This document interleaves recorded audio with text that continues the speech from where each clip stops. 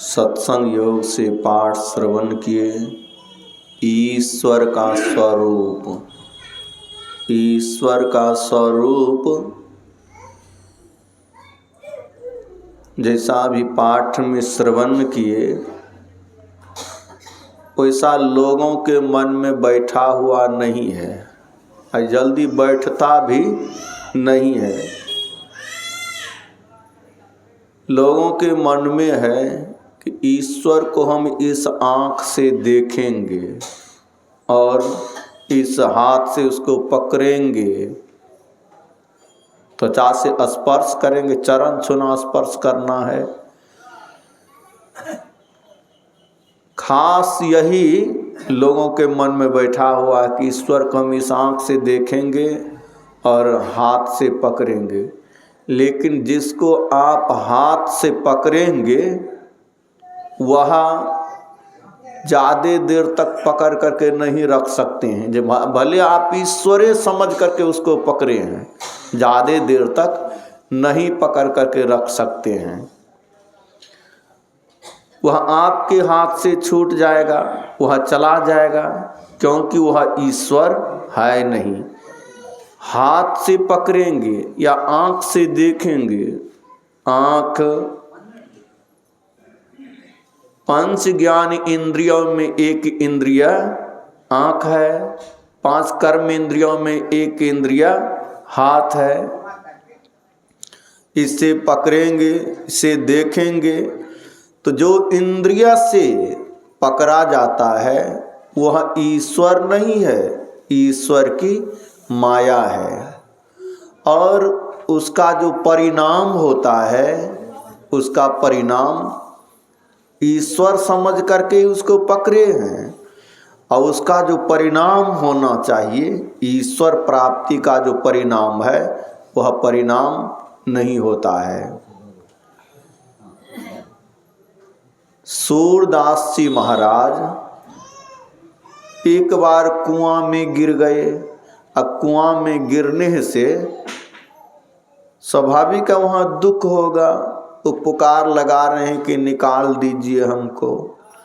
तो लोगों ने देखा कि कुआं में गिरा है, चलो इसको निकाल दो, ये बेचारा नेत्रहीन है, निकाल दो। तो लोग क्या करते हैं, बड़ी बाल्टी में रस्सी बांध करके गिराते हैं। सूरदास या तो रस्सी को पकड़ लीजिए या बाल्टी में बैठ जाइए, हम लोग खींच लेंगे। लेकिन न बाल्टी को छूते हैं न रस्सी को छूते हैं, अब केवल वो हाथ ऐसे बढ़ाते हैं कि हमको निकाल दीजिए, निकाल दीजिए। तो लोग कहते हैं अरे बाल्टी में बैठिए ना, हम निकाल देंगे। लेकिन वो उसको न बाल्टी को नहीं छूते हैं, केवल हाथ आगे ऊपर की ओर बढ़ा रहे हैं। लोग तंग आ गए, बोले छोड़ो ये पागल है। लोग चले गए कि बाल्टी हमारा हाथ उतना दूर झूमेगा तब ना हम पकड़ करके निकाल देंगे। लोग चले गए, ये पुकार लगा रहे हैं। स्वयं भगवान श्री कृष्ण जो ब्रह्म का सगुण रूप साक्षात स्वयं भगवान श्री कृष्ण आते हैं। सूरदास आप छोटा सा गड्ढा में गिर गए हैं, उसकी बाँह पकड़ करके निकाल देते हैं।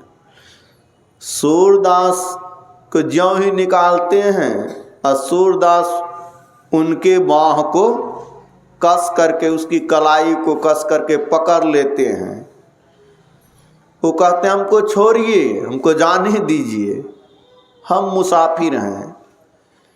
बोले हम तो यही समझ रहे थे, मतलब कोई हम छोटा सा गड्ढा में नहीं, हम गिरे हैं तो हमको पता है कितनी दूर से गिरे हैं और कितना हम बाँह उठा रहे थे ऊपर। बहुत लोग थे, यदि छोटा गड्ढा रहता तो लोग निकाल देते। लेकिन इतना बड़ा हाथ किसी का नहीं है जो निकाल दे।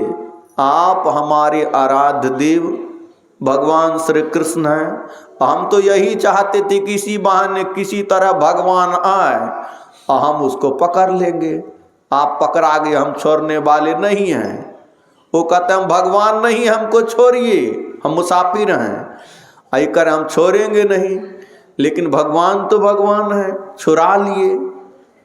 तब सूरदास जी कहते हैं बाह मरोरे जात हो निर्बल जान के मोही। अरे हृदय से जब जाओगे मर्द सराहूं तो ही। यहाँ पर कहना था कि सूरदास तो पकड़ करके रखे, कितनी देर पकड़ करके रखे? थोड़ी देर। और जो छूटता है, जो कहीं से आता है वो कहीं जाता है, वह ईश्वर नहीं है, ईश्वर की माया है। ईश्वर को हाथ से न पकड़े थे। हाथ एक कर्म इंद्रिय में एक इंद्रिय है। जब भगवान श्री राम युद्ध के लिए समुद्र के किनारे बांद्री सेना के साथ छावनी बना करके ठहरे हुए थे, रावण का छोटा भाई विभीषण अपने सहयोगियों के साथ रावण से अपमानित होकर के राम की शरण में आ रहे हैं। आकाश मार्ग से आए तो कुछ बांद्री सेना रखवाली में है, कहीं से कोई दुश्मन हमला न कर दे। तो देखते हैं कि आकाश मार्ग से आ रहे हैं। जब नज़दीक आ गए तो बोले ठहरिए, आप कौन हैं? बोले हम रावण का छोटा भाई विभीषण हैं। तो क्या चाहते हैं? तो हम भगवान की शरण में आए हैं। बोले ठीक है, वहीं ठहरिए। सुग्रीव को कहते हैं जो बांदरों के राजा हैं। सुग्रीव भगवान श्री राम के पास जाते हैं, प्रभु रावण का छोटा भाई विभीषण आया है, वो कह रहे हैं कि आपकी शरण में आने के लिए न हम भगवान की शरण में आएंगे। बोले उनको आदर से ले आइए। लेकिन सुग्रीव तर्क देते हैं कि दुश्मन का भाई है, हो सकता हो हमारा भेद लेकर के कहीं से हमला करवा दे। बोले नहीं, वो मेरी शरण में आया है, वो जैसा भी है, यदि अनिष्ट के ख्याल से शरणागत का परित्याग करता है तो उसको देखने से भी पाप लगता है।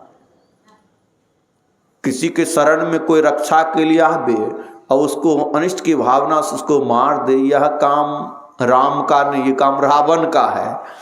उसको ले आइए, सुनिए मेरा धर्म क्या है।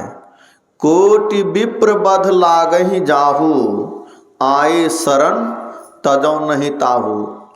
यदि कोई करोड़ों ब्रह्म हत्या किया है, ब्रह्म हत्या सबसे बड़ा पाप है, भ्रूण हत्या उससे भी बड़ा पाप है। कोटि विप्र बध लागहि जाहू, कोई करोड़ों ब्राह्मणों की हत्या की हो और उसको पाप लगा हो, वह भी यदि मेरी शरण में आ जाएगा, आए कोटि विप्र बध लागहि जाओ, आए शरण तजौ नहीं ताहू, उसका भी परित्याग मैं नहीं करता हूँ। लेकिन परिणाम क्या होता है, जो मैं सुनाना चाह रहा था कि ईश्वर के सामने से, ईश्वर के सामने ईश्वर को देखने से क्या होता है, सन्मुख हो ही जीव मोहि जब ही। मेरे सामने जो जीव सन्मुख हो जाता है, प्रकट हो जाता है, कोटि सन्मुख हो ही जीव मोहि जब ही, जन्म कोटि अघनाशम, तभी करोड़ों जन्मों का किया हुआ पाप तुरंत स्वाहा हो जाता है, नाश हो जाता है, पाप नहीं बचता है। ईश्वर को देखने से और रूप को देखने से, क्या कहते हैं, आंख से जिसको देख रहे हैं, हाथ से छू रहे हैं, शरीर से स्पर्श कर रहे हैं, हाथ से पकड़ रहे हैं, भगवान श्री राम की यह वाणी है, कोटि विप्र बध लागहि जाहू, आए शरण तजौ नहीं ताहू, सन्मुख हो ही जीव मोहि जब ही, जन्म कोटि अगनासों तभी। तो भगवान श्री राम का जन्म अयोध्या में हुआ था, कौशल्या के गर्भ से हुआ था। और उनके पिताजी महाराज दशरथ जी महाराज का जब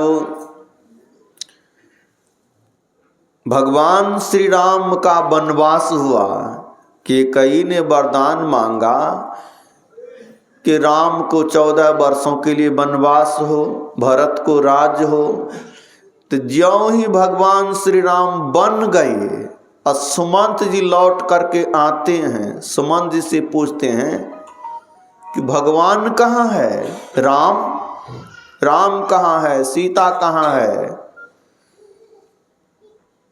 सुमंत जी कहते हैं कि हे राजन, हे महाराज, हम राम को नहीं समझा करके लौटा पाए, हम ही को समझा करके भेजा दिए वापस।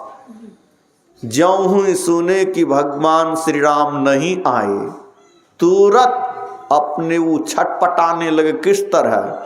जिस तरह मछली को पानी से निकाल देते हैं तो मछली छटपटाने लगती है, तड़पने लगती है और इस तरह चिल्लाते हैं, इस तरह चीखते हैं, बेचैन होते हैं। किसी की देह को कोई काटता है ना, इस तरह किसी की देह को कोई काटे जिंदा में, कितना तड़पेगा, कितना छटपटाएगा। उसी तरह वो छटपटा रहे हैं, बेचैन हो रहे हैं। कौशल्या कहती हैं, आप ऐसे क्यों करते हैं? अरे राम वनवास गए हैं तो 14 वर्ष पूरे होंगे तो आएंगे, मरने न गए हैं, आप ऐसे क्यों करते हैं? बोले देवी, दशरथ जी महाराज कहते हैं, देवी बात वह नहीं है, बात अब मेरा अंत समय आ गया, अब मैं बचूंगा नहीं। ऐसे मैं छटपटा क्यों रहा हूं? मेरे अंदर में कष्ट हो रहा है। कष्ट ऋषि कुमार श्रवण की हत्या मेरे द्वारा शब्द वेदी बाण लगने से हुआ था, और जिस तरह ऋषि कुमार मेरे तीर लगने से छटपटा रहे थे, उसी कर्म का फल अभी हमको मिल रहा है। उसी कर्म का फल, जिस तरह ऋषि कुमार को तीर लगने से छटपटा रहे थे, कष्ट हो रहा था, वही कष्ट कर्म का फल हमको बना। यहाँ पर कहना हमको क्या था कि एक पाप का फल, भगवान श्री राम को तो हजारों बार देखे होंगे, हमेशा इतना तक कि कभी नजर से ओझल होने नहीं देती थी। एक दिन भी ओझल हो जाते थे तो छटपटाने लगते थे, ओझल नहीं हो, हमेशा देखते रहते थे। लेकिन एक पाप ने, ये खंडन नहीं है, उसी रामायण में यह सब वर्णन है, कितना दुख हुआ है। तो उस राम को देख करके, मैं यहाँ शरीर रूप राम को देख करके, शरीर को देखने से किसी का कल्याण नहीं होता है। संसार की वस्तुएं मिलेगी, अब मिलेगी, हानि भी होगी, जाएगी भी। अरे भगवान श्री कृष्ण के भक्त थे पांचों भाई पांडव, गुरु महाराज कहते हैं भक्त थे, लेकिन क्या सब दुर्गति हुई है तो सब जानते हैं। ये नहीं कह रहा हूं कि कृष्ण की भक्ति नहीं करनी चाहिए, यहाँ पर केवल सगुण में ही अटके रहना, यहाँ उसी ग्रंथ में है कि राज चला गया, पांचों भाई पांडवों का हस्तिनापुर का राज चला गया, द्रौपदी का चीरहरण हुआ, वन में कौन कौन कष्ट हुआ है, कितना कितना कष्ट हुआ है, और अंत में द्रौपदी सहित 4 भाई नरक में भी गए हैं। श्री सद्गुरु महाराज की जय। तो जब एक बार देख लेने के बाद सब पाप खत्म हो जाता है, करोड़ों पाप खत्म हो जाता है, तो एक बार कौन कहे, हजारों बार देखे होंगे। जब चाहते थे तब देख कुछ मिलता है, ऐसी बात नहीं कि साफ नहीं कुछ मिलता है। अरे अर्जुन जब चाहते थे भगवान श्री कृष्ण को प्रकट कर लेते थे, और प्रकट करके अपना दुख दूर करवा लेते थे। सांसारिक दुख, चलो भोजन नहीं मिला तो भोजन मिल जाए, कोई शत्रु आक्रमण किया तो उस समय रक्षा कर देते थे। लेकिन सब पाप खत्म नहीं होता है जो अभी श्रवण किए हैं, क्योंकि देखते थे किसको? आंख से देखते थे, शरीर से स्पर्श करते थे। आंख से जो भी दिखाई पड़ेगा वह माया होगी, और माया को देखने से कल्याण किसी का नहीं होता है। बस सोचते हैं कि हम इसी आंख से देख लेंगे, इसी कान से उसके वचन को हम सुन लेंगे, इसी हाथ से पकड़ लेंगे, तो आप ठगे चले जाएंगे। वेद में भी यही न है, ओम सयोजत उर्गायस्य ज्योतिं वृथा क्रीडन्तं मिमितेन गावः परिनसं कृणोते तिग्म श्रृंगो दिवाहरिर्दादृशे नक्तमृज्राः। हे मनुष्यो, हाथ पैर गुदा लिंग रसना आँख नाक त्वचा मन बुद्धि आदि इंद्रियों के द्वारा ईश्वर को प्रत्यक्ष करने की चेष्टा करना, ये क्या है? झूठी एक खेल करना है। झूठी खेल क्या करते हैं? कबीर साहब कहते हैं, करू जतन सखी साई मिलन की, गुरबा गुरिया सूप सुपोलिया तज दे बुद्धि लड़कैया खेलन की। करू जतन सखी साई मिलन की, गुरबा गुरिया सूप सुपोलिया तज दे बुद्धि लड़कैया, बच्चों का खेल ने गुरबा गुरिया बनाते हैं, लड़का लड़की उसका विवाह करा देते हैं, सूप सुपोलिया उसको दक्षिण दान में देते हैं। क्या है? लड़कों की बुद्धि। उसी तरह ये जो कर रहे हैं, अभी हाल में सीता राम का विवाह हुआ है, उत्सव है, अच्छी बात है, लेकिन इतना ही तक में अटक करके रहना यह अच्छी बात नहीं है, शास्त्र विरुद्ध है। कोई बच्चा मन खेल खेलता है, गांव में बच्चा जो देखता है दृश्य, वैसा ही वो खेल करता। देखते हैं कि गांव में भोज होता है, कोई यज्ञ होता है, भोज होता है, भोज कर रहा है, मिट्टी का ही बर्तन है, मिट्टी की दाल, मिट्टी का भात, मिट्टी की सब्जी, मिट्टी का चूल्हा, सब कुछ मिट्टी का ही है। अब बना करके सब बैठ करके किसी वृक्ष का पत्ता लेगा, बस बैठ करके खा रहा है, और खा करके तुरंत मिघारेगा और तुरंत माँ के पास जाता है। श्री सद्गुरु महाराज।